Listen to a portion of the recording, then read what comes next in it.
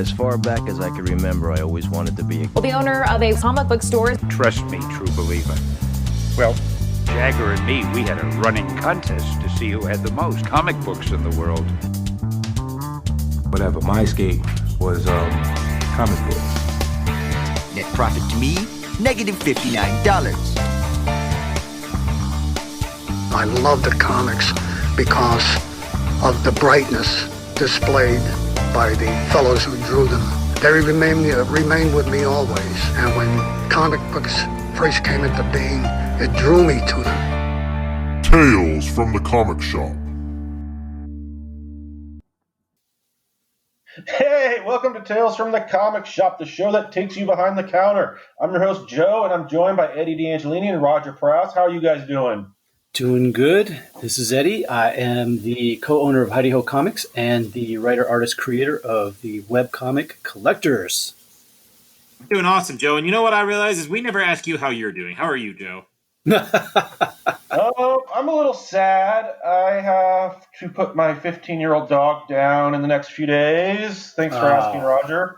Oh, man, I chose the wrong episode to ask that question. It's all right. It's all right. He's had a great run. He's the best dog I've ever owned. I will miss him very much. I don't know that I'll ever get over losing him, but I'm going to enjoy the time we have left as much as I can. A blessing and the curse with animals, man. Yeah, absolutely. Yeah. So, news this week. We've got that. We've got the Keanu Reeves signing John Wick coming out. It's the 1 in 1,000 variant. It's not John Wick. It's Berserker. Yeah, Berserker. And is that the Keanu Reeves book? Yeah. It's a very John Wickish type book. Like it's a big action book, but it's not actually John Wick. It's its own. It's Keanu Reeves actually wrote the book. It's his own creation. Okay, that's okay. I didn't realize that. I saw the cover and just assumed it was John Wick. So it's him and Matt Kint that wrote the book together. Huh. Interesting. Apparently, from talking to the people at Boom, he's been really hands-on. Like, he chose all the covers for it, handpicked a lot of the artists. Like, apparently, he's been really hands-on with creating this book. I'm not surprised by that. He's a very creative type. I mean, even when he was, like, the biggest movie star in the world in the 90s, he was still doing club concerts with his band. What was there? Yeah. Dog Star. And, I mean, everyone seemed. I mean, no one says a bad thing about the guy, but I'm not surprised to hear that he's, heavily involved with his comic. Yep. No, from what I understand, he's very hands-on with it. So yeah, they announced yesterday that they're adding a 1 in 1,000 variant to the book, which will be drawn by John Boy Myers. They do have art out if you want to see it, but it's actually going to be autographed by Keanu. For that particular variant as well. 1 in 1,000. Now, for those who don't know, that means us shops, we have to order 1,000 copies of the regular cover just to get one of those variants. Yes, that's a lot of books. For this book is around $2,000. And if you've been paying attention, we did a whole episode explaining how all that works. So go back and give it a listen if you are not clear on the process. Yep. Yeah, no, so one thing about that, though, with Boom specifically is every company does it a little bit different as far as their exclusives. And Boom is unique in the fact that they have what's called their Boom Guarantee Program. And their Boom Guarantee Program makes it so that if you order a whole lot of books from something that qualifies for the Boom Guarantee, which I'm almost positive this one does, with all their big new releases do, they're 100% returnable because they want them getting in readers' hands and they don't want shops selling out too low while readers can't get them. So adding this 1 in 1,000 is going to make it so that the regular cover for this is going to be plenty well distributed and available. And so anybody that was worried about maybe missing out on this one or that they wouldn't get one when it releases, I don't think that'll be too much of a problem because I think you'll get one just fine. Yeah, that's going to be a lot of copies that are going to get returned. Yeah, there's going to be a lot of return. But that being said, this book is getting serious hype, so I think that it's going to be a lot sold too. I mean, Boom said today. I saw someone from Boom that said they fully expect this to be their biggest release of all time, and they didn't think it was going to be close. I agree. I think it's probably going to be one of the biggest releases of the year, period. It's just, unless you're a big shop, it's tough to sell through 1,000 copies. I mean, Yes, even with the hype, I might sell through maybe 100 at most.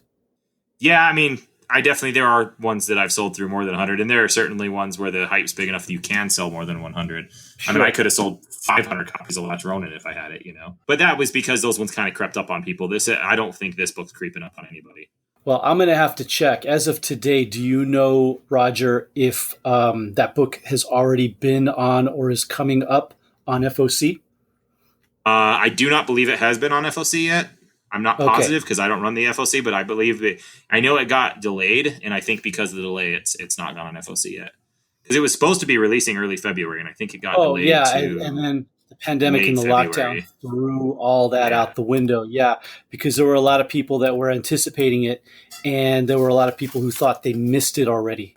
Explain to a lot of people that no, it's just been delayed, and we don't know exactly when.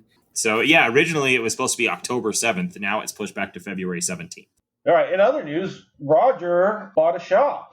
Yeah. So actually the shop I bought is the longest running comic shop in Utah as well. So it's been in business, I believe, since 1991, if I remember right. It was coming up on its 30th anniversary this year. So basically, I mean, I think we've briefly touched on this on the show before, but I know Eddie is the same way as I am, where we try to keep friends with all of the other shops in the area, get to know people, and we don't consider ourselves, we're allies in the industry more than we are competition. And so, this is one of those areas where one of the shop owners that we had made friends with over time, we're on vacation down in Phoenix. This is on the 1st. And on the 1st, I get a call. And I actually didn't get the call. Charles fielded the call from Dave, who owned the shop, who said, "Hey, I am looking to retire. I need to move back to take care of my parents in California.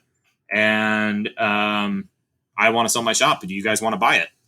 And we said yes. And it went from on the 1st saying, "Hey, do you want to buy our shop?" And we bought it. We had it in our possession by the 14th. I believe it was the 17th that we took possession of the store, somewhere right around that range. So yeah, it was about a 2-week span. We went from not knowing that it was even a possibility to own a shop to now owning that shop.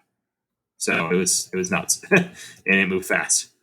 Yeah, it sounds similar to what my story was, because for those who don't know, I didn't start a shop. I bought into a shop, and it was the same kind of deal. The question was posed, and then all of a sudden it just moved really fast, and before you knew it, there you were in your new shop. And it's bizarre. It's bizarre, and having gone through it, all I can say, Roger, is you're going to have a lot of fun finding and cleaning up the old owner's messes. So yeah, my shop wasn't quite like yours, Eddie. I don't think the guy. I think this guy had been looking to sell for a bit and been kind of preparing for it, and frankly, he never seemed to put that much into this shop anyhow, as far as product and stuff is concerned. And so, there's definitely product, but there's not. I don't think there's a lot of surprises waiting for us, which is unfortunate. I actually kind of hoped for that, but one of the things that we're going to change about the store, frankly, is that it's half empty. So we're going to fill that sucker up. It's exciting. I will tell you that he was telling us so he had actually bought the shop from a previous owner. And he was saying that when he got in there and was cleaning out drawers, he found an ASM-1 sitting in a file cabinet in the back room when he had taken over the shop. Jeez. Yeah, now it was half cover, and still that's a nice little file cabinet find. And to give you an idea, I think he said it was 3 years after he bought the shop before he looked through that file cabinet of how much the shop was that way, when he bought it. But it definitely was a lot more organized when we purchased it. Similar. So it was a little bit different. We had kind of a similar thing as well. When we took over ours, it had a kind of upstairs loft that was used as the storage room. There was just stuff in there going back, I don't know how far, and just everywhere. And it took us a good year or two to really get through most of it. And there was one day when I was up there going through a bunch of comics that were just piled up everywhere. And there was just a stack of old, Bronze Age Dazzler and Micronauts and, stuff that's just garbage. And sandwiched in between those was just a really nice copy of Spidey 129. Just chilling in between chilling Dazzler, there, huh? no bag, no board, no nothing. Yeah. Yeah, it's fantastic. So yeah, you literally are going to be cleaning up the literal messes of the past owner, but also the other messes like dealing with their pull customers who have gotten used to being very lax. That's been the biggest thing that we have to get rid of. Honestly, that was a big thing for us too, because we really had to go through, get rid of the customers that were like weeds and retrain a lot of the rest to let them know that this is our policy and this is what we expect from you. We were more worried about that than I think so far has come to fruition. I was expecting a lot more of that because a lot of the way that the store had been run before was very much, I don't want to say bad things about Dave because he's a great guy, but he was not a business guy first. Let's just say that. Sure. And so there was definitely some things that we're just going to have to change in order for the store to be able to stay open.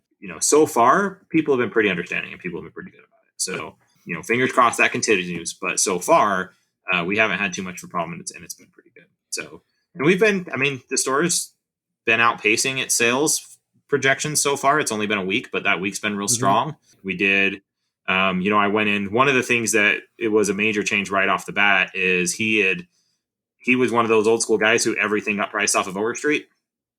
Yeah. And so I immediately went in and repriced everything. I'll tell you, the very first time I'm in there, we're kind of taking the tour of the store to see if we want to do it and kind of agreeing to the whole thing in store.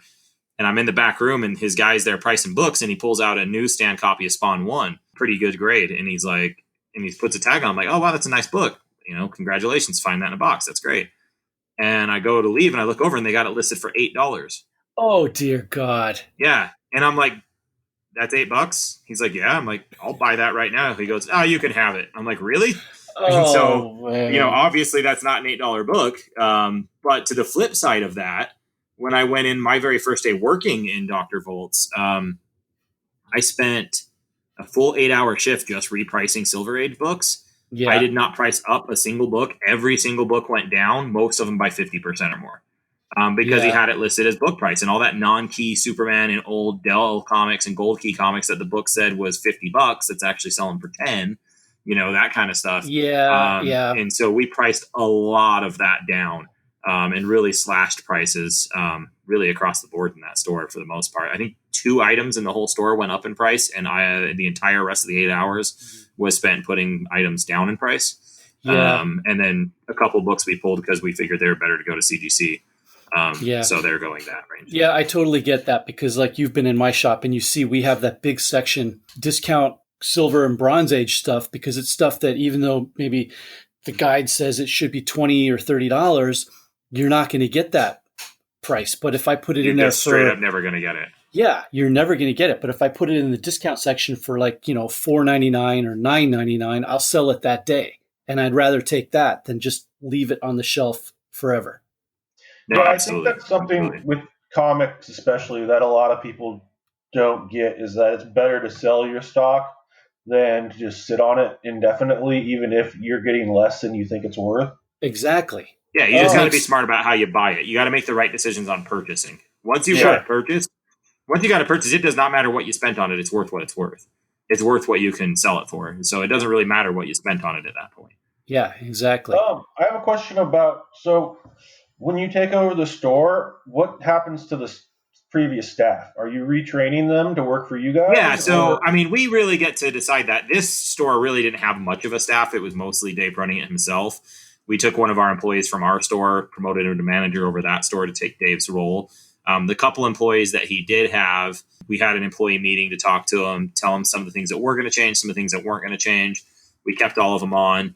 They're all great dudes. Luckily I knew most of them to at least some extent already. They're all great. And the ones that I have met now that I didn't know, I have no reason to think I don't want them there. So they were actually really excited when we got talking about the plans and the things we're going to do. And some of the things we're going to improve on. The employees were, by the time the end of that meeting ended, they were all in and they were all super excited. So it went well. But realistically, that's our decision. If we had brought somebody in and found, for whatever reason, decided we didn't want them there, we could have let them go, but we didn't have any reason to.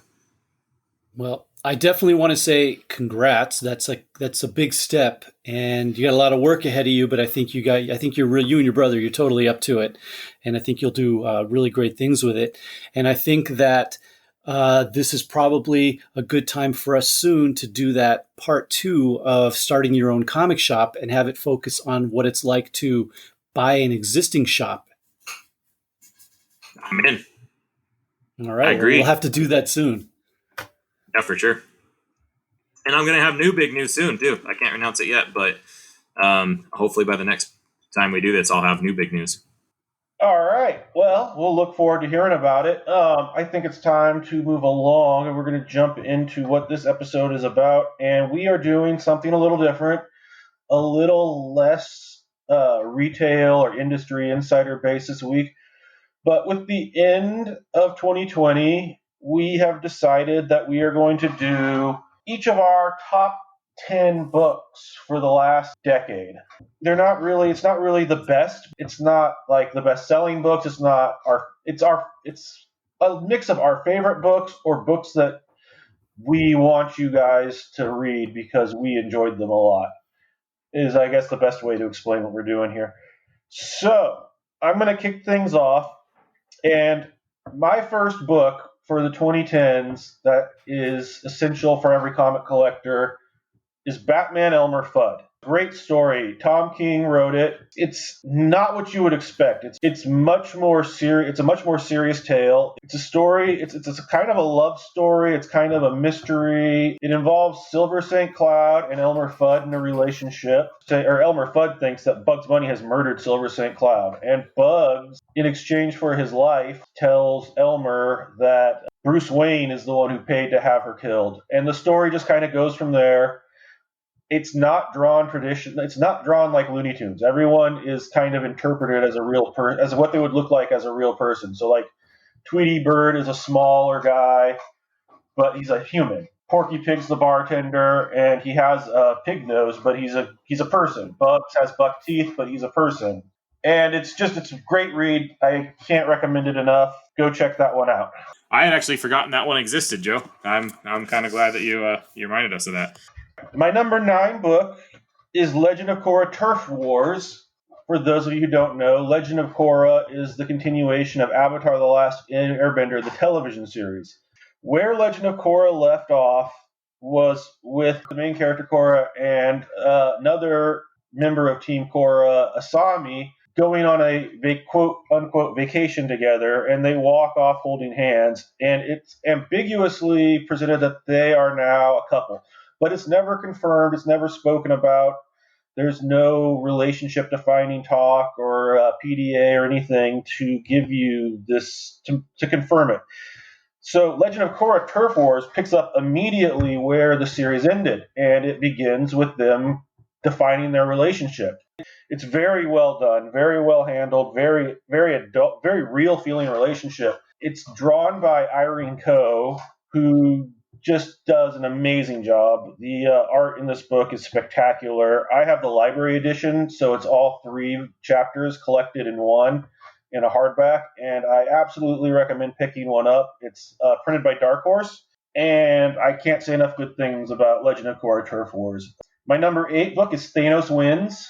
For those of you who don't remember, that was, I believe, Donny Cates' second attempt at a Marvel book after Doctor Strange. It's excellent. It introduced Cosmic Ghost Rider, Silver Surfer with Thor's hammer, and, it does what it says. Thanos wins. And it's just an excellent, I think it's 5 issues. It might be 6. 6-issue arc. It's presented in the 2016 Thanos, I believe. And everyone knows who Cosmic Ghost Rider is at this point. It's just a great, really fun read. It's Cates doing everything he does really well, really, really well in 5 quick issues. I'd like to give an also shout out to that Doctor Strange run that he did.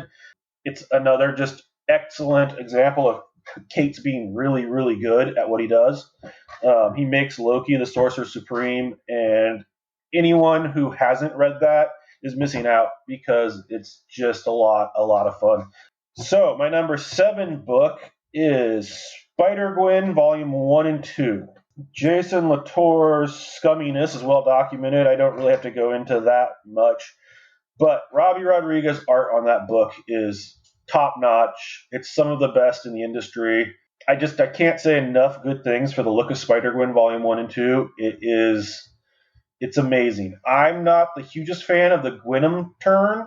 I'm just kind of over symbiotes in general. But that book, I mean, it honestly, it looks like if you wanted to draw like a Sex Pistols album, that's what it would look like. The way the lines are, just even the thickness of the line weight he chooses when they ink it. It's just, the look of that book is so unique and cool and great. And, the story's not bad either, especially the first volume. Number 2, again, really good. I think it kind of falls off around 22 or 23 when they introduce Gwenom, but it does come back around by the end. And then number 6 is going to be Deadly Class. This is a book by Rick Remender and Wes Craig. I believe it started in 2016, maybe 15. But it's just excellent. It takes place in the 80s, and it is if Hogwarts was for assassins. And it's just as batshit crazy as you would ever want. One of the best things about the book is the way they handle race and caricatures. Everyone who you are introduced to initially in that story is a stereotype. And by issue 15, everything you thought you knew about these characters that were stereotypes is flipped on their heads, and they become absolutely real people. It's a brilliant piece of writing by Rick Remender. I mean, everyone knows that Remender is brilliant, so I really don't have to go on about it. But what's kind of glossed over is Wes Craig's art, and his use of negative space is just amazing. I mean, there are full panels where what's going on, where how he presents the shadows and the way things gives everything movement. It's just beautiful to look at. So that's going to do it for my bottom 5 of my top 10. Next up, we have Eddie. I've got my bottom 5 here that I think might surprise some of you. There's probably 2 on here that you guys know, and the rest maybe not so much. So my number 10 is Lion of Aurora, which came out in let me check my notes here. Came out in 2015, written by Christos Gage and his wife Ruth Fletcher Gage, and illustrated by Jackie Lewis.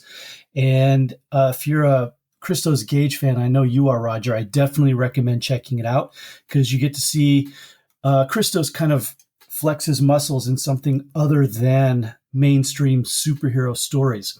And it is I'm already adding it to my list as soon as you say Christos Gage. Well, if you're a fan of the movie Braveheart, you'll definitely like this. It's based on the true story of a farmer turned freedom fighter in 17th century Italy. And he gets together a group of freedom fighters who go up against the tyrannical government that's being run by the church. And like I said, you get to see Christos Gage do something different besides, his mainstream superhero work. And I think he really just hits the mark with this book, and it's absolutely fantastic. So I do recommend it. You should pick it up, Roger. And the second book, number 9, The Sheriff of Babylon, which is actually Tom King's first work in comics. And it's very much inspired by his real life work as a ex-CIA officer in Iraq. And you get to see where Tom King really started as far as his writing goes. And you get a little insight of who he was and what he himself experienced. And number 8, a timely one, and another one by Tom King, we have the 12-issue miniseries Vision, which, if anybody out there who's not read it and you're watching WandaVision, shame on you. You need to go pick it up and read it right away. Similar shame. To... Yes. I love that you're angry at the listeners for not having read that. Well, it's definitely one of the best of the last several years. It's if you're watching the show, similar to the show, it's about Vision and trying to have a normal family life with his android wife and kids, not necessarily Wanda, but although she does appear in the series. And you see him trying to basically be domestic, and what doesn't work and what does work in that retrospect. But it's a fantastic story by Tom King, and probably one of his best, if not his best. Number 7 for me is The Immortal Hulk. Enough said. I don't know what else needs to be said about the series. It is definitely, in my opinion, the best title that Marvel is putting out right now. And I love the fact that it focuses on the Hulk as a horror story instead of a superhero story. So much to the point where at one point the Hulk actually goes to hell. So it is absolutely fantastic. If you love monster stories and horror, you've got to read it. Just disregard the fact that it's Hulk. And number 6, I chose a book called The Fifth Beatle, which was really big when it came out, but I fear that a lot of people really didn't pick it up and read it. It is the true life story of Brian Epstein, who was the manager of the Beatles, and it really kind of outlines his life and shows what his life was like and how he helped to create the Beatles sound and really help them become such a huge supergroup. And that is kind of juxtaposed with his personal life, where he was very lonely in the closet gay man, which led to, unfortunately, his early death. And it is a fantastic book about, I think, an unsung hero in the music industry. So that's my bottom 5.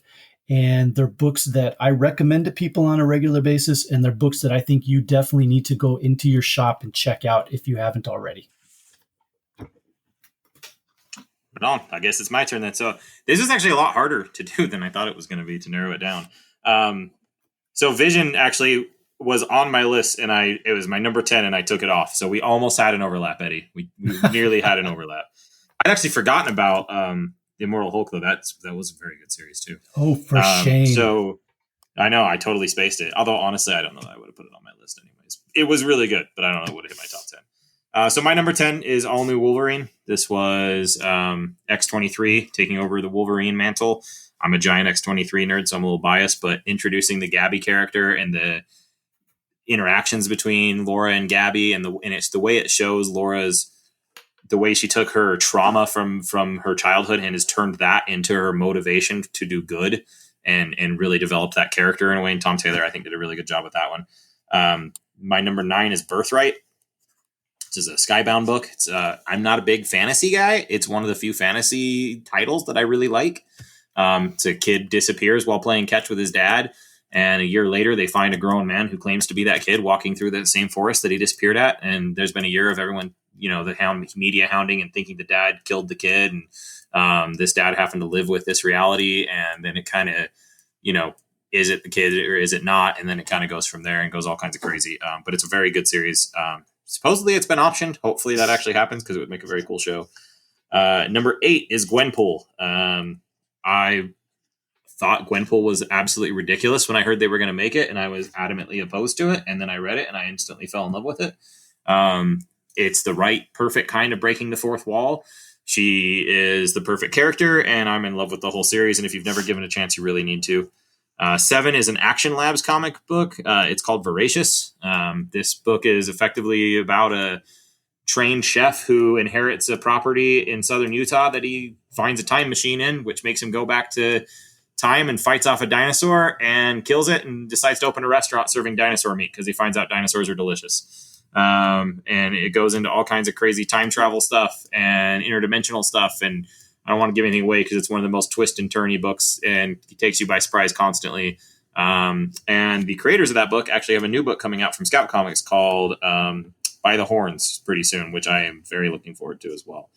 And then my number 6 is Nailbiter. This was an Image comic book. It was a Image horror book. It's about a small town in Oregon that has produced 13 of the most prolific serial killers in the world. And this is a town of like 30,000 people. and no one knows why. So there's investigators and police are going in to try and find why. It's got a little hint of Silence of the Lambs, kind of the people working with the serial killer to try and solve the serial killer. A little bit of that with a little bit of, what is that? What was that Kevin Bacon serial killer movie that was on Fox for a while? I remember the name of it, but it's a Josh Williamson book before he became this is kind of the book that propelled him into DC. And for good reason. It's a really good book. It's really fun. It was 30 issues, and they just started a new series around it recently. So those are not my bottom 5, because I won't disparage them as you have, but that is my 6 through 10. Good choices. And I think the show you were thinking about is The Following. The Following, yeah. Yep. Yeah, I mean, it has a little hint of that. It's not quite as cheesy as that one, but it has a little hint of what made that show cool. Yeah, I wish I haven't heard of that, so I will want to, as an Oregonian, I'll want to check that out. If you haven't read that one, and Harrow County is another one I believe that takes place in Oregon. That's a great little horror book. Okay, good to know. Okay, in my list. So I think from here on out, we're going to kind of round robin this and go one at a time to build a little suspense until we get to the number 1 book on our top 10 books of 2010s. I am on the edge of my seat. Yeah. So my number 5 is Batman TMNT 2. And I picked this book for one reason and one reason only. And it's a great book. The story's fine. It's James Tynion. He wrote it excellently. It's top. Everything's great about it. But the reason I picked it is because of the relationship between Raphael and Damien in that story.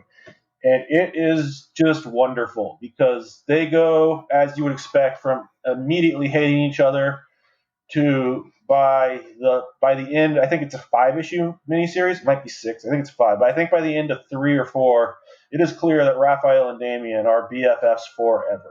And the fact that they didn't spin out their own miniseries out of that is a tragedy. And so I'm going to keep bringing it up until I will this thing into reality, because Raphael and Damien's relationship in that book is just, their personalities are just so perfect for each other to be partnered up. So yeah, that's my number 5.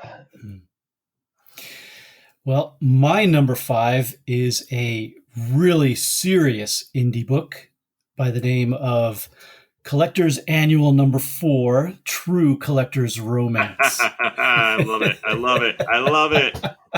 Why do I love it so much? Because it is a funny comic strip about comic book collecting and marriage and where the two collide. And I also love it because I am the writer and artist, and it's my book. So I can do this. But for real though, that was not just a plug for plug's sake, because it was really that good. Thank you. I'll back you up on it. I got to say, of the 5 annuals that I've done, this one I do like the most because it is the size of a graphic novel, but also the original story in the beginning. I still read it every once in a while and flip through it, and I chuckle. I mean, I wrote the thing, I drew the thing, and I've seen it a million times over, but when I look at it, I still laugh. All right, so I guess my number 5, and I think this one's gonna, I don't know, this one might ruffle some feathers, but I don't care because I absolutely loved it. It's the Secret Empire story arc, the Hydra Cap. I think Hydra Cap is one of my favorite Marvel villains. I think that everything leading up to that, the biggest flaw with this is the flaw of most Marvel event books, which is if you don't read the right portions outside of it, you don't get the full scope and don't get the full story, and then it's not nearly as good. It's why if you go back and read Civil War as just Civil War, it's not really as good as the hype makes it out to be for a lot of the same reasons. But Secret Empire, if you read, through Pleasant Hill, through through Secret War or Civil War 2 and all of the Captain America Steve Rogers run, and then into the Secret Empire and that whole event, as it was absolutely fantastic. Just twist and turn and the perfect villain. And man, Steve Rogers makes a chilling villain. And I've never really, I like Captain America, but he's not my guy as a hero. But man, he's my guy as a villain. So that would be my number 5. You know what I will say about that too, is that a lot of people who are huge Captain America fans who are all up in arms and hated it were saying, well, why do you got to make Captain America the villain? Why do you got to make him the Hydra agent, Nazi Hydra agent? He's Captain America. Yeah, that's why you do it. The one who is the complete opposite of the villain is the one you want to be the villain, because it's just so out of the norm and out of type, and it makes it and more they did such a interesting. good job. They did such a good job keeping his Steve Rogers-ness. Like, he was a villain, but he was a Hydra agent, and he was very much like into all the Hydra, ethnic cleansing basically stuff. But he put his own humane spin on it, and it could show you how you could still be this evil villain, but still believe that you're the good guy. And he was, vilified by a lot of the, like, Madam Hydra and a lot of the heads of Hydra for being too soft, because he was doing these things to try and, like, putting the X-Men into their own zone where he allowed them to live as long as they were secluded, the equal but lesser type thing. And it really well navigated. It really showed how much Nick Spencer is a student of history and politics when he wrote that, because it really came through in the writing how much it mirrored real life history and real life politics. Yeah. And it also really highlights that story idea of every villain thinks that they are the hero of their own story. Yes. Yeah, and him more than others. You could absolutely see while reading that how Steve believed that what he was doing was justified for the greater good in the final end. My number 4 is also Gwenpool.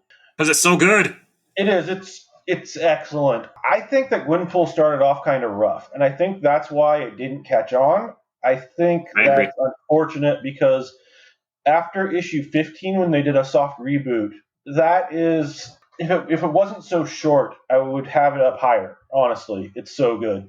The final arc of that was one of the best. The Doctor Doom issue in particular is some of the best writing of the last 50 years, let alone the last 10. And you know what? Gwenpool Strikes Back also deserves to be tagged on there, because that was a really good read as well. The last 10 books, I believe it was, or 9 books of her original series, I think it's The Unbelievable Gwenpool, just wonderful. Everyone should read it. So yeah, that's my number 4. Yeah, I agree. It was fantastic. Well, my number 4 is a book that a lot of people probably don't know about, but they really should, because it's just that good. It was a book called Tumor, came out in 2010 by Archaea Press, written by Joshua Fialkov. And this book is about a older private detective who is suffering from a fatal brain tumor. And he takes one last job to find the daughter of a mob boss. And the brain tumor, interestingly enough, is making him experience reality in a weird way. It's causing him pain and seizures, but it's also causing him to mix up his present day reality along with his past. And he doesn't know what's real and what isn't.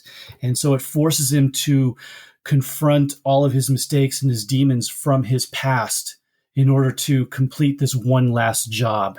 And it is just a fantastic story that I think a lot of people slept on or didn't know about.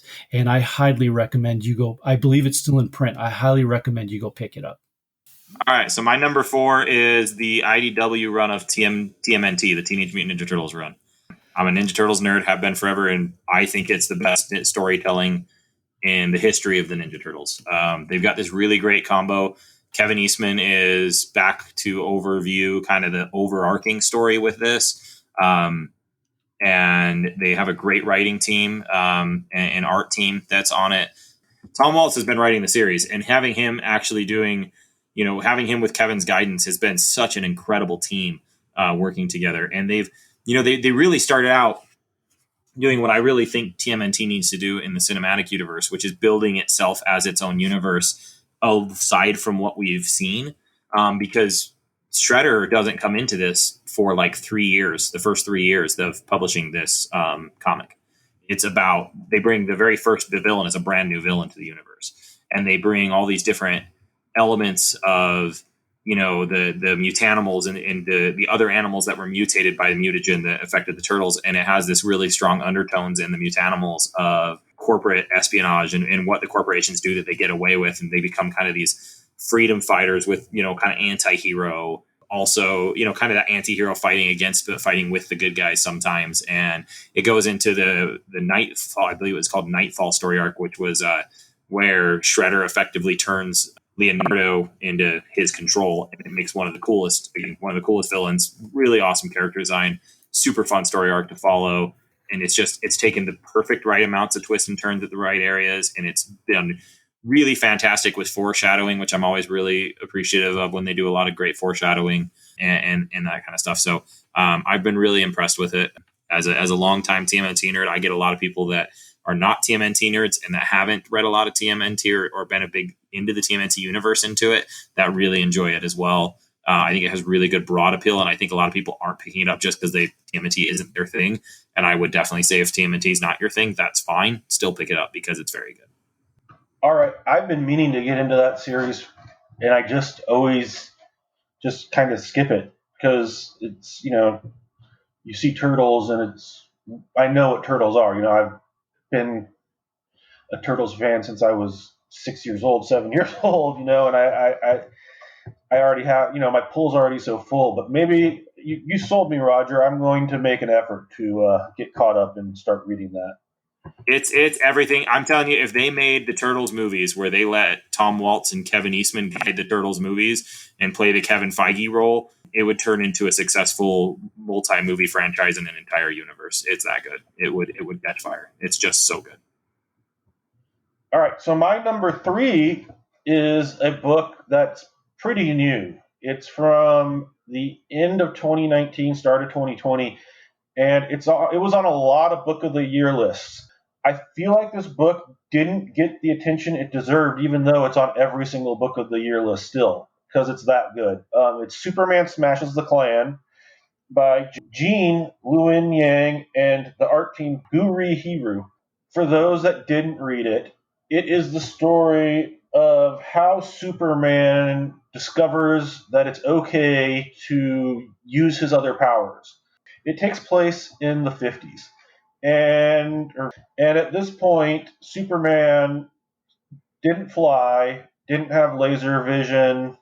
He didn't use any of his powers, and the reason for this in the story is because he was worried it would make people view him as an outsider. It would make people afraid of him if they saw the true extent of his capabilities. And so he holds back from being who he is, and it has very negative side effects. And at the same time, it tells a story of a Asian family who is moving to suburbs of Metropolis from Metropolis's Chinatown.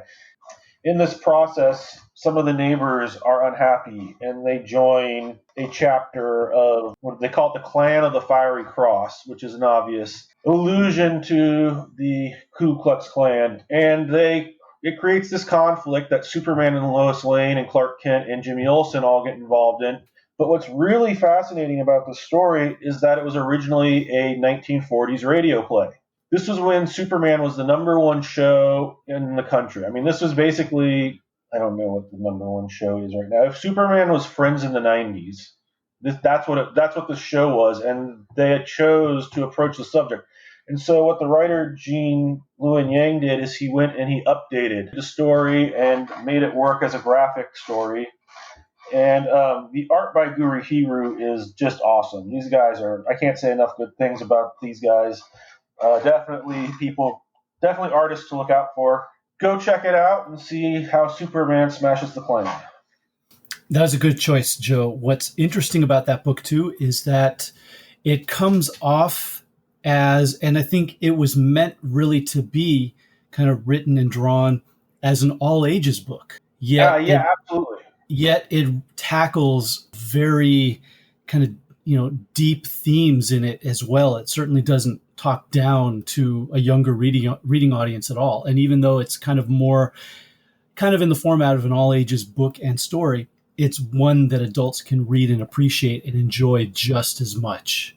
Absolutely. And I will actually, for a Christmas present, I bought a full set for my friend's 3-year-old son. So it is literally all ages. Yeah. Obviously, he can't read yet, but I thought that his dad could read it to him, and it'd be a good spot for him to jump into comics. I agree. And actually, this is interesting. Not only did I give copies to my buddy's 3-year-old son for Christmas, I gave my copies to my 67-year-old father. and he read it and loved it. So it is the definition of all ages. Well, good on you. Good on you. So my number 3 is my current favorite Ed Brubaker story. His newest book that he put out, I think it was last year, Pulp, is actually a very close second. But this one, my number 3, is my favorite, and it's called Bad Weekend. And this was actually a short, I think just 2-issue story in his ongoing monthly criminal title. But this, they put it out in a nice hardcover. They expanded it, and it's a fantastic story about an old, curmudgeon-y, bitter comic book creator who is going to San Diego Comic-Con to receive a Lifetime Achievement Award. And he is just the epitome of the kind of old-time comic book creator, just hard drinking, hard smoking, and he just cannot keep himself from getting in trouble. And his ex art assistant is the one that has to kind of corral him and take him down to San Diego and watch over him. But in typical Ed Brubaker fashion, everything just goes completely haywire. And the scene where he actually accepts the award at the award ceremony is just utterly amazing and fantastic. And if you work in the industry or just know people in the industry or just are interested in the comic book industry, you'll see a lot in there, a lot of nods to the industry itself. And it's just a fantastic book and definitely Ed Brubaker's best. So that's my number 3. Eddie, I think I'm adding like your whole list right tonight. This is how this is going for me. So a lot of that are on my list aren't necessarily ongoing titles. A lot of them are kind of one and done stories or even original graphic novels. So they're great things literally when you're in the shop that if you find someone who's not really into superhero stuff, you can hand them one of these books and tell them, you just got to buy just this one book. It's a one and done story. And if you like this, come back. We can recommend a whole bunch of other stories you're going to love. Yeah, those are great, and they're really underappreciated. I think that the OGN and the smaller format stories, they don't get quite the talk and stuff as the ongoings, but I think it's a really underappreciated part of the art form. So my turn. My number 3 is a book it's a Top Cow book, I believe, by Matt Hawkins. It's a book called Postal. It's a book where the lead character is a autistic teenage boy in an action who works as a postman, and it works. I mean, the whole concept of this book is there's a town that doesn't exist where the FBI has agreed that people that cause trouble they put there, and as long as they don't cause any more trouble, they can live in this town, but they aren't allowed to leave. And this kid that was born in that town, raised there, he's allowed to leave. So he kind of runs for supplies and does all those kind of things. And that's kind of who the story is based around. And it's just kind of the way things go in this town of criminals and of hardened people that are, disappeared by the FBI to keep them kind of under wraps. Matt Hawkins is a brilliant writer. He's a really smart person. He has a lot of, when you talk to the guy, he definitely has a lot of interest and a lot of knowledge and experience in things of political intrigue and things of, espionage. I guess his dad worked in intelligence at one point, and he had a lot of stories from that he adapts into his writing. And it shows. It comes from a place of being educated on these subjects, but it doesn't miss the human element of these characters. And it's actually part of a larger world with his other books, Think Tank and The Tithe, which I also recommend, especially The Tithe. I really enjoyed. Think Tank is more popular one. I didn't like it as much. It was still a good book, but you certainly don't have to read all of those in order to read Postal. So I would really recommend, if you're looking for something different with a different feel and a very different vibe, that's one that I would really highly recommend people to go check out. My number 2 is just Batman. The Batman run from the last decade is the best Batman run there has ever been in that book. It starts off in 2011 with Volume 2, The New 52. And you have Snyder and Capullo, and they give you some of the best Batman stories ever written. Then continues over to Tom King, and it gets better somehow. Bold statement. A lot of people are going to disagree with me, and I understand that. I'm okay with making it, though.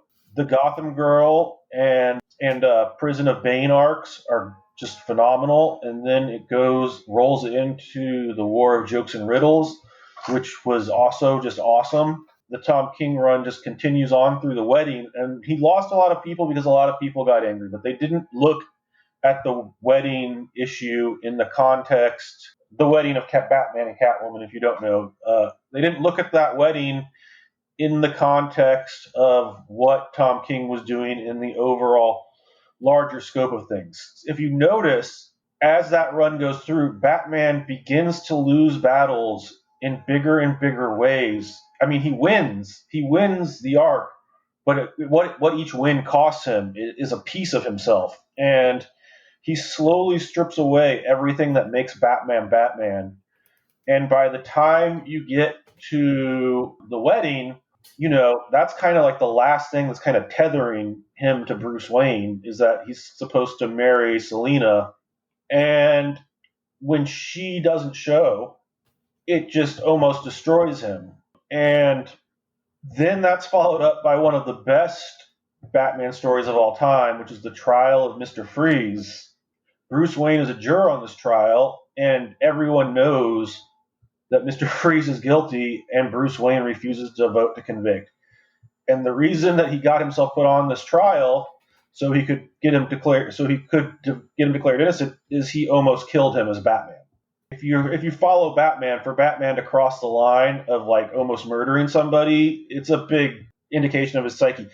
It does kind of go. I mean, I like the run between the wedding and City of Bane. I actually think like the crescendo of the series is when Nightwing is shot in the head by KG Beast. I understand that it does get very abstract.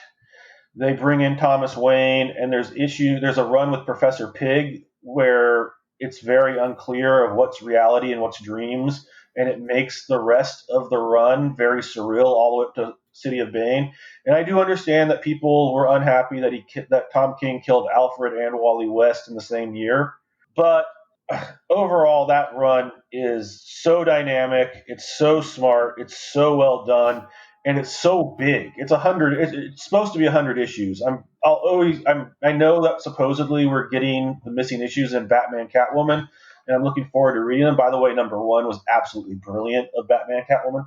The New 52 run, everyone knows how good that is, and then Tom King's run for me is even better. So Batman is my number 2 book of the decade. And regarding that wedding issue, I can totally appreciate what he was doing from an artistic standpoint and an emotional standpoint.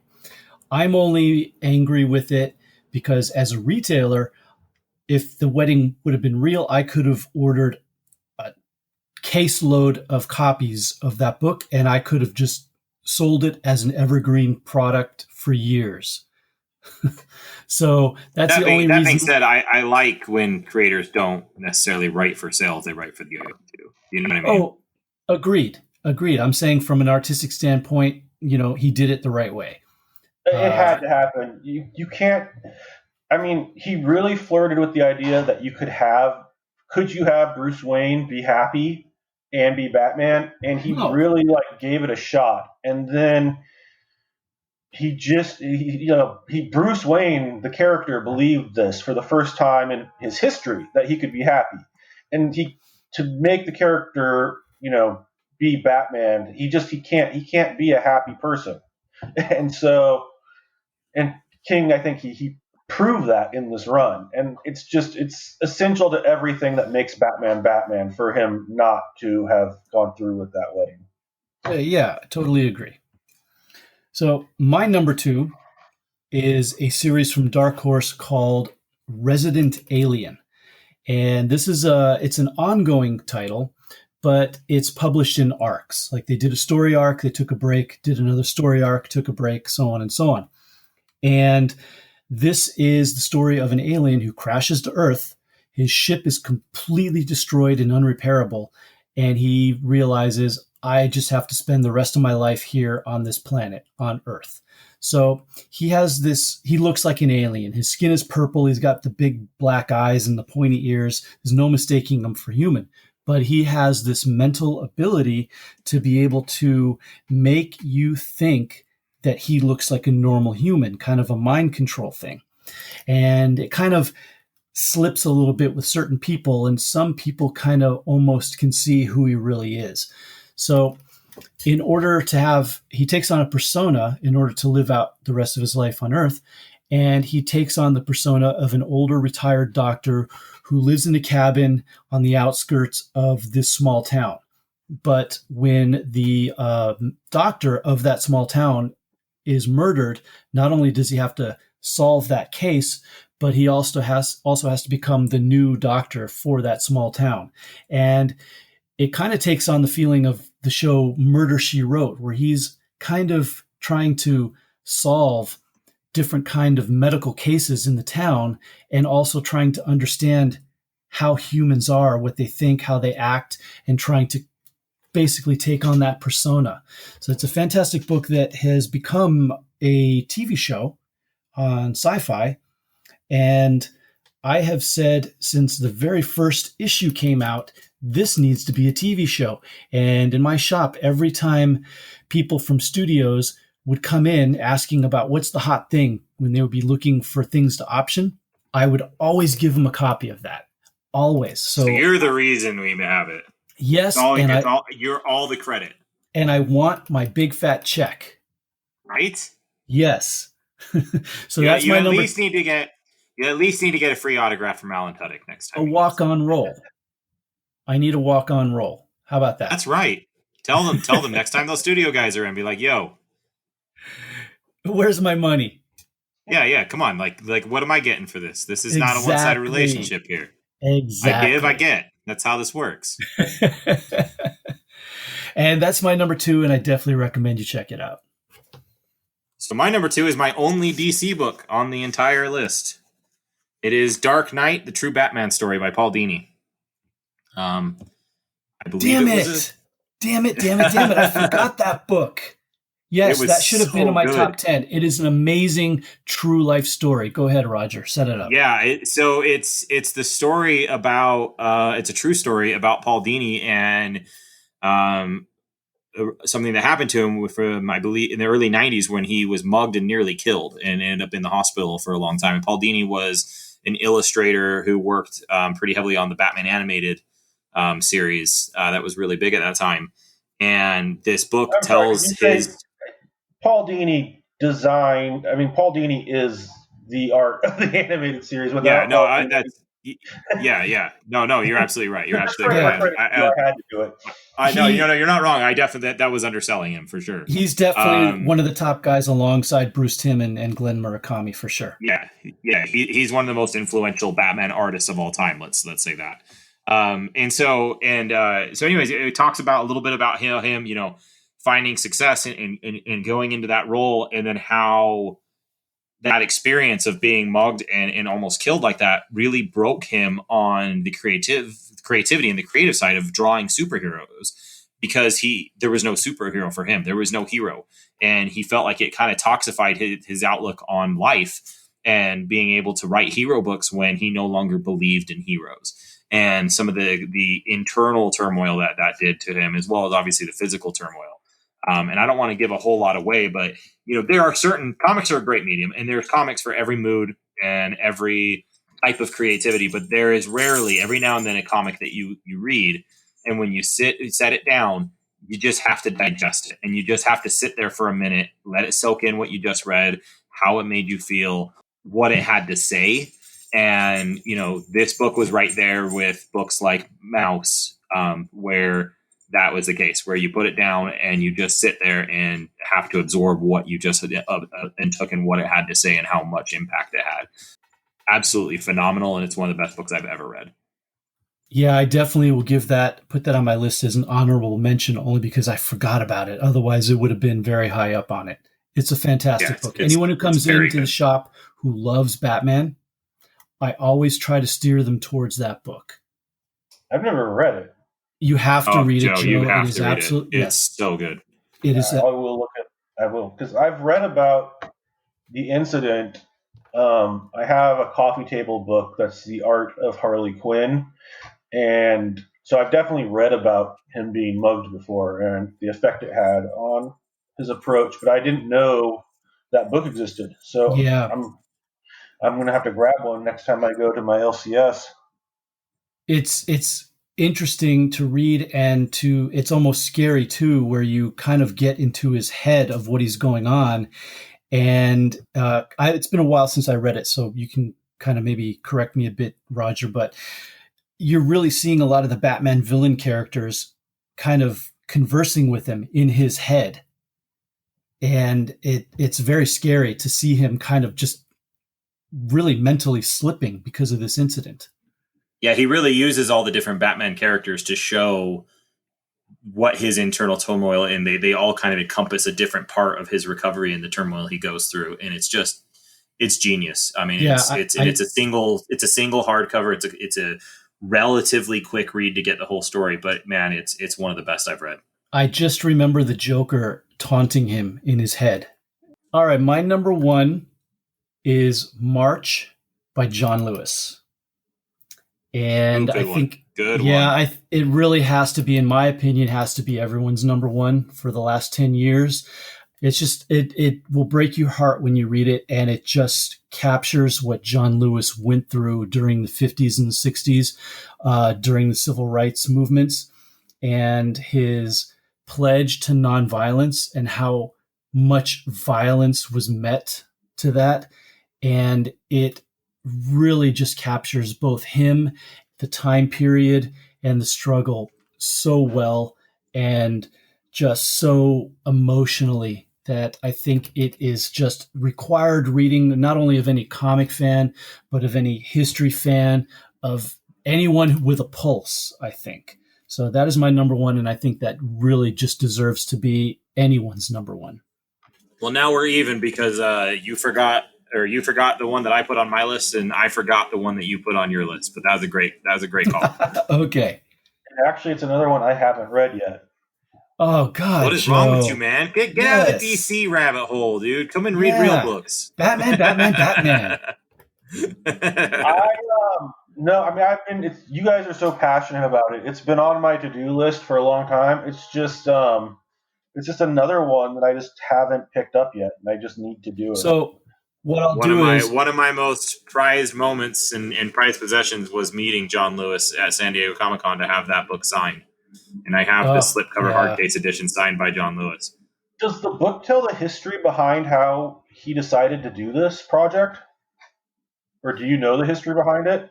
Behind how he decided to do the actual comic? Yeah. The book, I believe I believe the history is I think he was approached by IDW, wasn't he? Yeah, pretty much. I mean, there's not really like a huge story that needs to be told behind that. The book itself just starts with him as a young man in the 50s, and then literally ends with him at Obama's inauguration. So it's not actually in the book as far as how it came about. But I think, like Roger said, he was just approached by IDW with them wanting to tell his story and basically giving him the opportunity to do so. He didn't write and script the book. The team sat down with him while he told his story, and then the team scripted and wrote the book. So it was still written by professional comic artists and comic writers that wrote the book. Although John Lewis is credited as a writer because it was his story that he told, it was actually scripted by Andrew Aiden and illustrated by Nate Powell. Okay. I just assumed there might be like a foreword or something that said, I was approached to tell this story, but, I was just curious if that was in there, because I'm always fascinated by stuff like that, like how projects come about. Yeah. Well, I'll tell you what, Joe, what I'll do is it's a 3-book trilogy. If you want to read it, I think I should have it in stock. I can get them to you, and I will even draw Batman into it. So I know you'll definitely read it. Okay. Okay. Batman marching with them in Selma. He would. Yeah, for sure. And if he would have been there, nobody would have gotten their heads cracked open. Somebody would have, just the right people. Yeah. Mm-hmm. All right. So Roger and I have the same number one. And if you've been paying attention to comics at all, I'm sure you can guess. It's the book of the decade. It's Saga, written by Brian K. Vaughan and drawn by Fiona Staples. What can I say about that book that hasn't already been said? Fiona is an absolute genius. The fact that she does all the art for that book herself, all the lettering, all the writing, or not all the writing, all the lettering, all the line work, all the colors. Her color work is so underrated too. It's unfathomable that she can consistently put out something of such incredible quality. And Vaughn too. I mean, Brian K. Vaughan. Yeah. You talk about consistent quality. I mean, everything that man touches is different levels of genius. Like there definitely are ones that are better than others, but I mean, Paper Girls very easily could have been on this list. Why the Last Man could have been on this list. Like there's a lot of things he's done that could easily have been on this list absolutely, as well. Absolutely. And with the exception of Under the Dome, which, the first season was actually good, but after that it fell apart hard. I can't think of anything that in the comics. I can't think of anything that Brian K. Vaughan has done that I would criticize. No, not that I've read. Even his DC work was good. And anyways, the thing that's just continually blows my mind about Saga, other than Fiona Staples' genius, is how well Brian K. Vaughan worked. I don't want to say politics because it's not politics, but current events. He works the human experience. The entirety of the human experience is what it is. It's everything. Story, yeah. No, and it's everything. It's the entire human experience in one story. I always tell people the thing that I like the most about it is it has absolutely no genre that you can put it into, and I mean that in the best possible way. Yeah, no, I mean, it's definitely science fiction, but it's everything. It's horror. Yeah. It's sci-fi. It's romance. It's action. It's comedy. It's every genre all at once. Absolutely, and just because it's a reflection of life. And every single character is a fleshed out character. I mean, even characters that you meet along the way that aren't instantly killed off become that you would expect to just be ancillary characters in a normal story become fleshed out three-dimensional characters, and it's just genuinely amazing. One thing about Saga that just consistently shocks me is people that I know skew right will read it and they still like it despite its super sex positive themes, its super LGBTQ progressive ideas. I mean, there's just it's amazing to me how I mean maybe they're just not seeing it, but I don't know how. No, I think it's because it's such an earnest.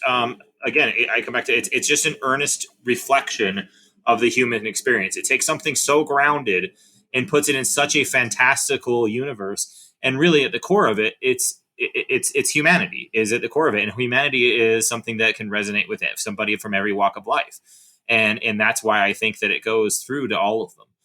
And you talk about these minor characters, issue number 42 of Saga to me, and I'm not someone who worries about issue numbers. I'm not someone who ever rereads an issue. I remember when I read that issue, I read it 4 times in a row. It is the best single issue of a comic book I've ever read, bar none. And 100% of the reason why was due to characters that had nothing to do with the main characters in the story. It was these side characters in what happened, the way, what happened with them. And I don't know if you remember that issue specifically. It's the one that ends with the 4 black pages. And just what it said in the undertones of it, and I remember just being absolutely floored when I finished that issue. And it's so often. I mean, it seems like every 3rd or 4th issue, you read that book and you're yelling Brian K. Vaughan's name because he gave you the feels. Every few issues. And so it's just so consistent. My favorite issue of Saga. It's so hard to say a favorite issue. Like favorite arc would be easier, but I'm gonna say it's right around that issue too. I can't think of what their names are off the top of my head, but the journalists, the one where it out their whole relationship. It's very good. Oh God! And then just like the way that he portrays how isolated they feel because they have to live in the closet because of their society's views on how they are or who they are, and just how despondent that is for one of the characters, and just how like it's just no, and that's the thing is, even if I'm saying that's my favorite issue, like I can probably come up with like 10 issues that rival that easily. Oh, absolutely, absolutely. So there's one quote from Saga, and again, so many good ones, but there's one that I always come back to, and it says, "If a chain is only as strong as its weakest link, then a family is more like a rope. We're lots of fragile little strands, and we survive by becoming hopelessly intertwined with each other." And I've always thought that was just absolutely poetic. I think if you take anybody who's a literary, if you tell anybody that's a book snob that quote, and then tell them that it's from a comic book, you know what I mean? That's all the evidence you need that comic books are serious art forms and need to be respected. Yeah, no, absolutely. That's actually, if someone challenges comic books like as art, whether or not they are art, that is the book that is my first go-to. I would also say that the just one page of Saga, it gets me every time. It literally, I don't think I've ever cried reading a comic book, and I still didn't cry, but I definitely shed a tear reading the scene with Lion Cat and what's the little girl's name? Oh yeah, yep. No, I know exactly what scene you're talking about. That page with Lion Cat where she's telling him she was a sex slave, a child sex slave that was rescued by the Will. She's telling Lion Cat all that she's dirty inside because of what she had done with these men, or what these men had done to her.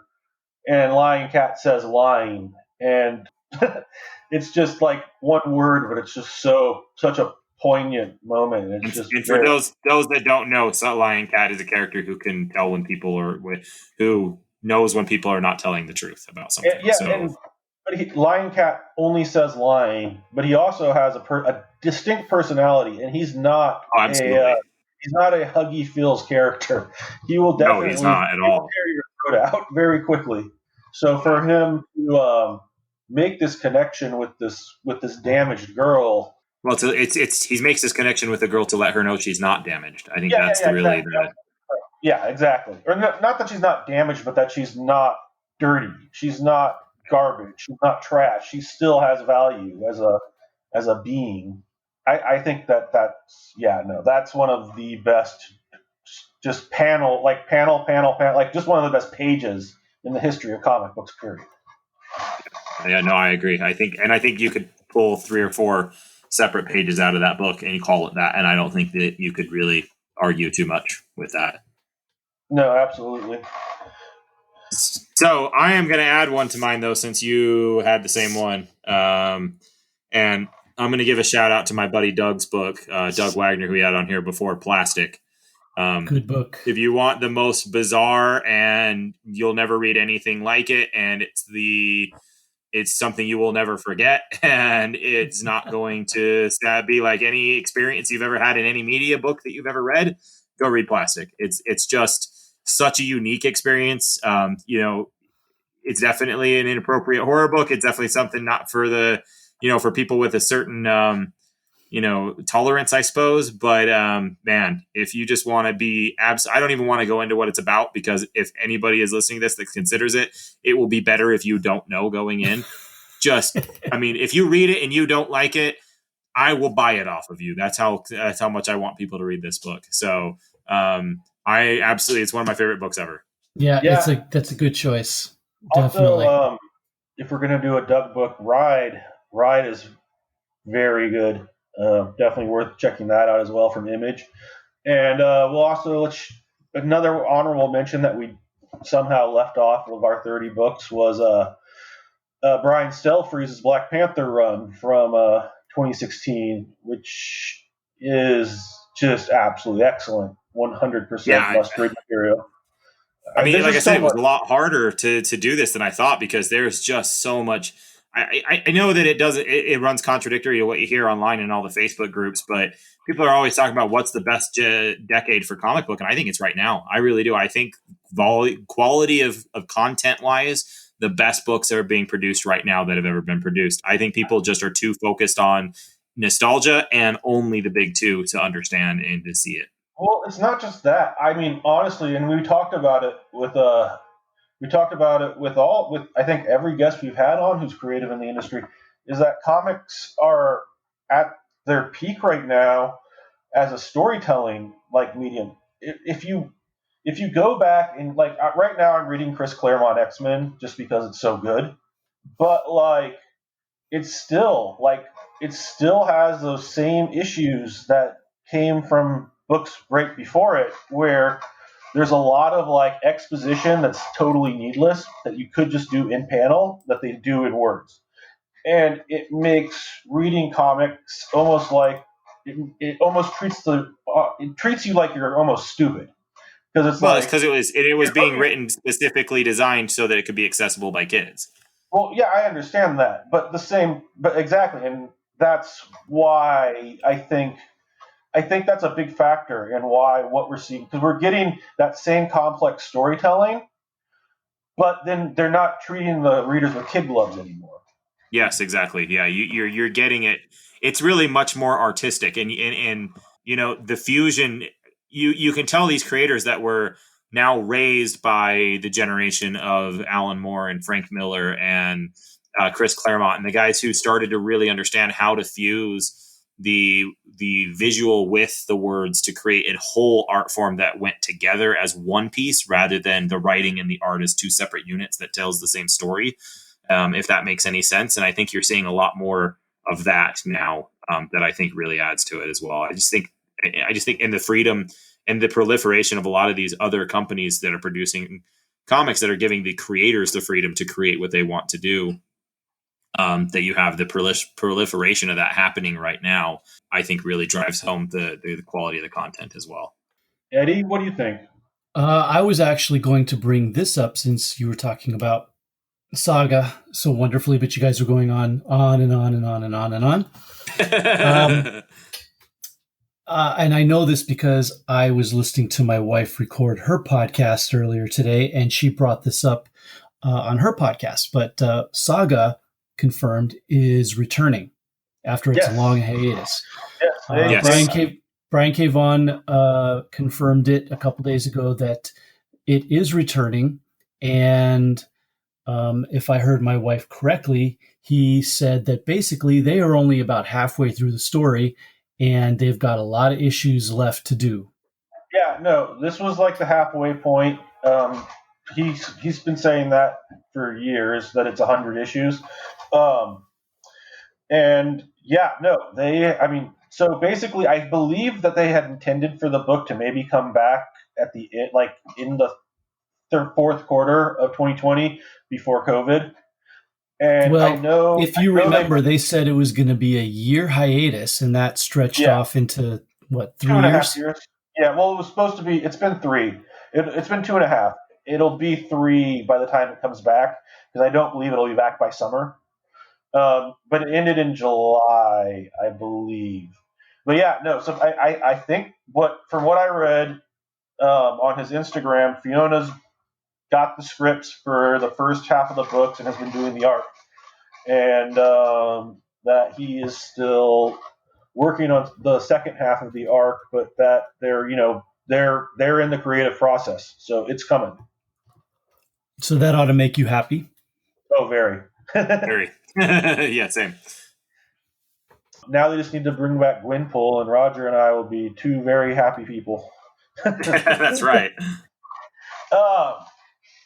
Yeah, no, but I was curious about your take, Eddie, as far as like talking about 80s like Miller and Claremont and all that good stuff, and seeing the evolution of comics to today. Because you, more so than me and Roger, were like, because if that's comics renaissance, you were right in the middle of it. You were a teenager. Yeah, for sure. Yeah.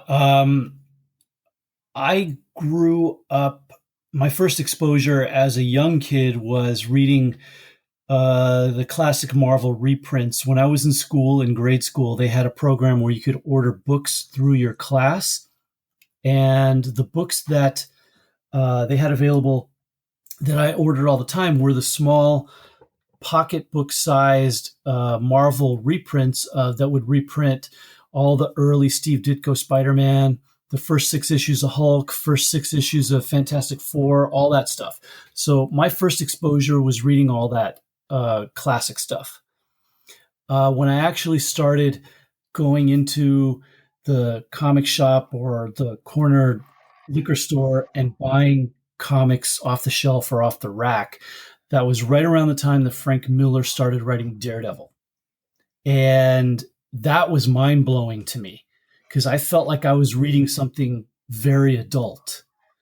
And it kind of was a point where, similar to what you were saying, Joe, it started to get away from that over exposition of comics where literally the characters were doing something and there would be a thought balloon over their head of them talking about what it is they're doing. And Right. yeah, it seemed pointless because I'm looking at the art.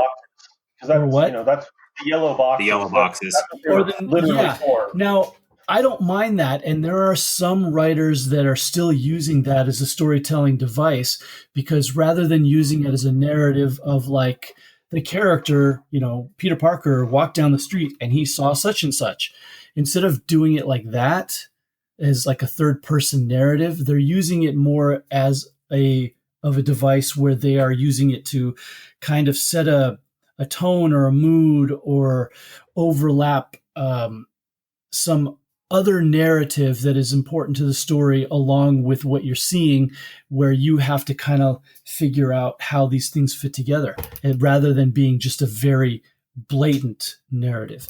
But the idea was back then, right around the time Frank Miller started doing Daredevil, and then eventually it went into Watchmen and Dark Knight Returns and all that stuff like that, all the heavy hitter dark stuff from the later 80s.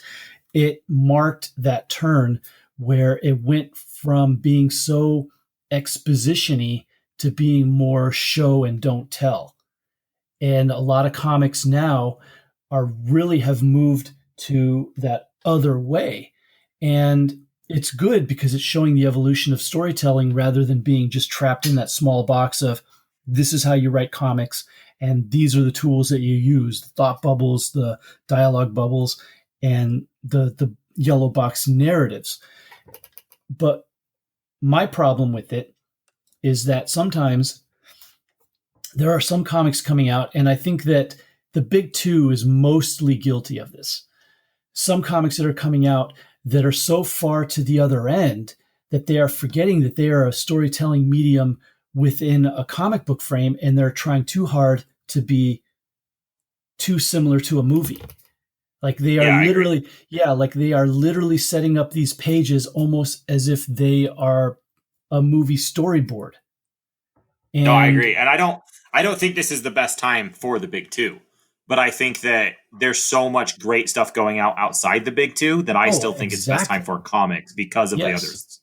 See, so I disagree, Roger. I think that not only is the stuff going on outside better than it's ever been, I think that the good stuff at the big two is better than it's ever been. Oh yeah, I think when they hit for sure, but they have a lot more misses. Well, I don't know if they have more misses. They have a lot of misses right now. Yeah, but that's because of the volume. When you create that much volume, you have to have misses. It can't all be gravy. Sure. You got to have some Brussels sprouts, even though I love Brussels sprouts. But yeah, no, I mean, so like one thing, so like here's where it really, just to tie this up, like, so like going back to Claremont X-Men, like the Morlocks.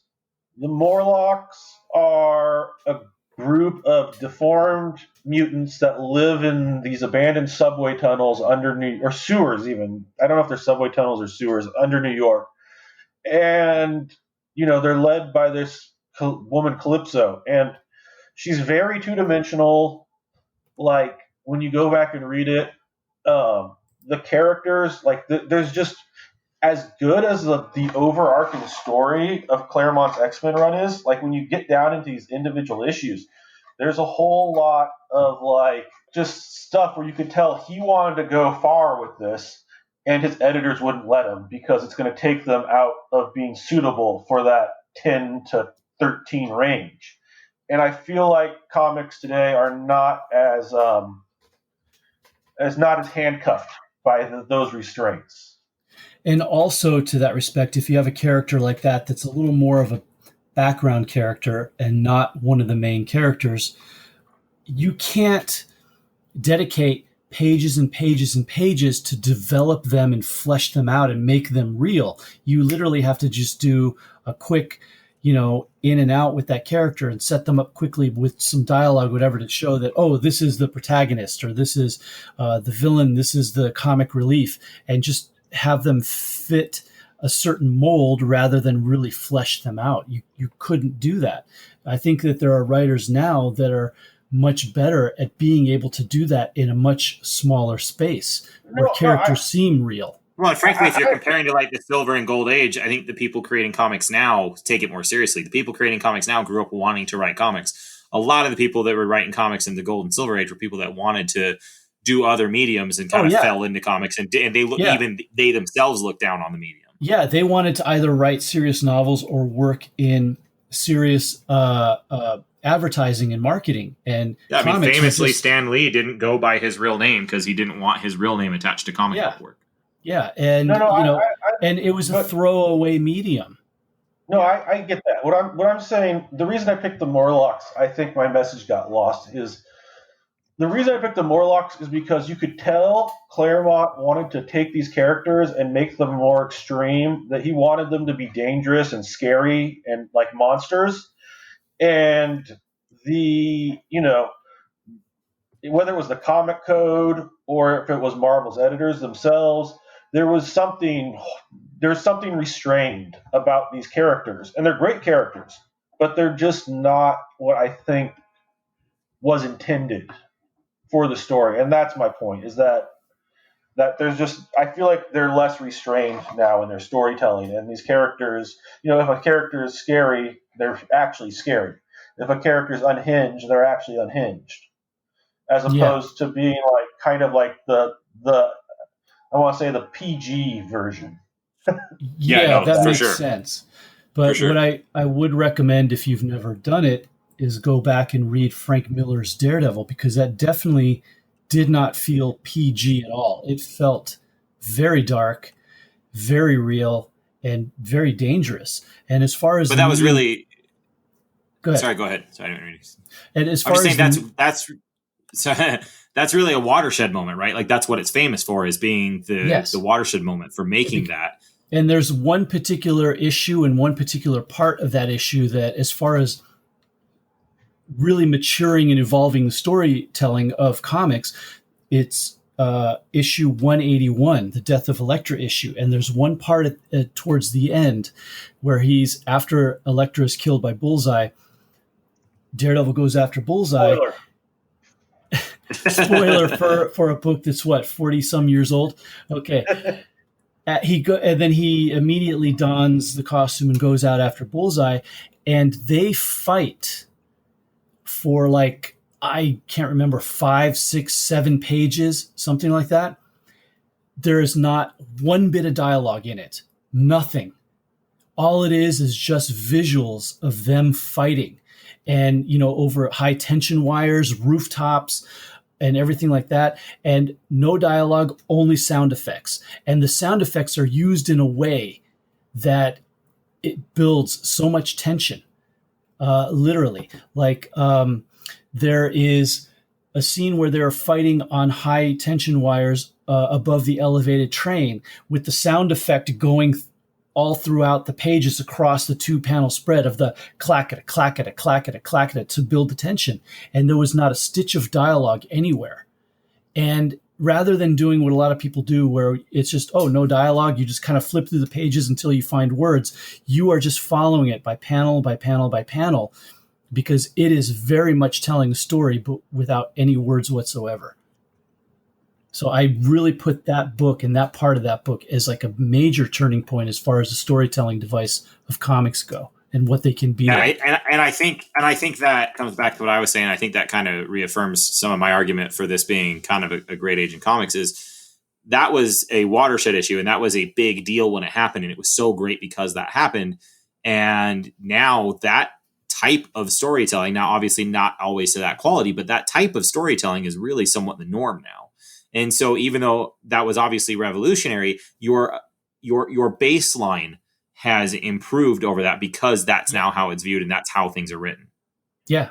So in 10 to 20 years, we will be looking at the books from the past, these past few years, and we'll be seeing what the watershed comics of now are in hindsight. And I think Tom King's vision is one of them, by the way. I agree. The importance of Frank Miller, Alan Moore, Chris Claremont to what comics have become is indisputable. Again, like, I'm fine with wordiness. Like, I love reading Watchmen. It's great. What I take issue with is when I spend 15 minutes reading a comic book because every single panel has an explanation of either what's happening in the panel or why the character is doing what they're doing, explaining their motivation. Yeah. And I think that was like my overarching point, my two overarching points, and I think that's been made clear. So, all right, I think that's going to wrap things up for us, guys. Thank you so much. It was a pleasure. I think we all had some really good choices here. Yeah, it's been a great trip down memory lane for the last 10 years, and we look forward to doing another one. We'll do another list show for you if we make it another 10. Yay! And that's going to do it. Wrap things up. Thank you for taking a peek behind the shop counter with us, and we will see you soon. Goodbye. Goodbye. This show is part of the Geek Nerd Network. Find more shows like it at geeknerdnetwork.com. This is Janet. Hey there, my name is Tyler. I'm Mary. I'm Aaron. And I'm Kylie. And we'd like to invite you to join us in the Fortress of Comictude podcast, where we discuss such topics as Creator Focus, where we pull a comic creator's name out of a bucket and talk about their history and books they've worked on. We also do what's called the Comic Book Club, where we pick a book, read page by page, and analyze how cool it is. And Was It Really That Bad?, where we take an old comic book movie from the past that got horrible reviews and decide if it was truly, really that bad. Plus creator interviews, movie reviews, top 5 lists, and so much more. So join us in the Fortress of Comictude.